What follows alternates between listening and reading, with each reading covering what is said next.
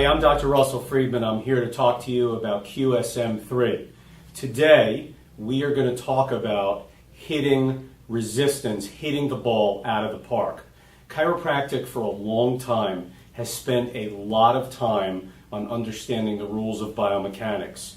QSM3 is leading that quest in understanding the cause so that you're going to actually fix the correction.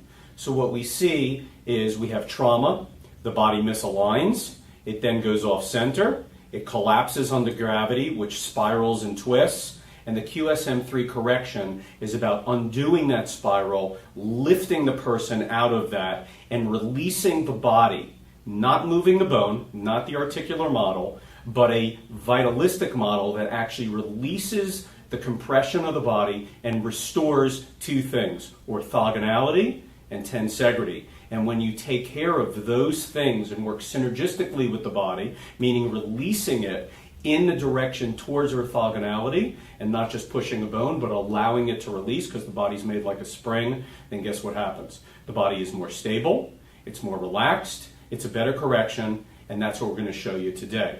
So the first step in chiropractic correction and hitting the ball is what we call in QSM3 connectivity.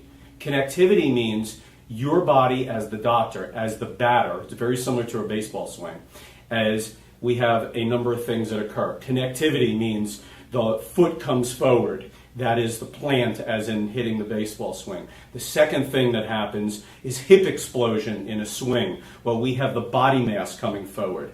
The third phase in a swing is arm extension, and we have that as well in the QSM3 correction. And the last thing is wrist turn, and we have wrist lever.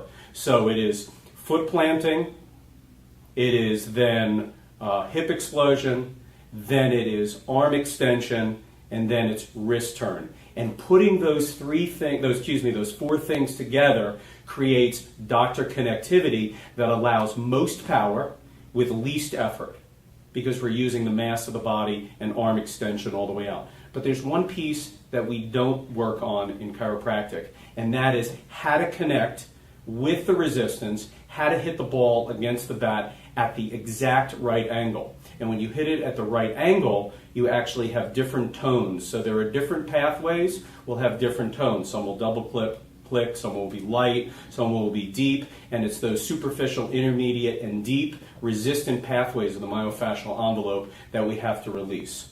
So restoring the body back to center requires connectivity by the doctor and connectivity to the resistance. Most power, least effort, most precision, meaning hitting it right against. So we'll show you in just a moment. Candace has 13 pounds, 12.9 pounds more on the left. She's got a 7mm twist in her pelvis posterior on the left. We always record on the side of the weight. And she has a counter twist of 3 up in the shoulder. So she's got anterior 3, posterior 8. So it's a counter twist of an 11 with 12.9 on the left. She's got a bow of the boxes left, and she has a right head tilt. So we're going to have on her an RP124 is going to be her patient placement. Yeah. All right, 124. I'm going to bring the headpiece up. It's going to be left anterior. She was right posterior. Set her up. Traction the pelvis. Pelvis backwards. Shoulder back. Chin up for the anterior pathway. Up headpiece for the linear pathway. And coming right into the C1 fossa to start.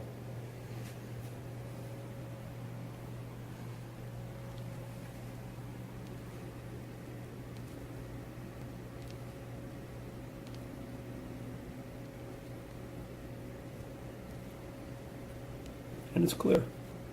Here it is, it's clear. Okay, so I'm just going to check the back of the skull. I always run my hand along the skull and make sure it's all clear. And you can hear this stuff here.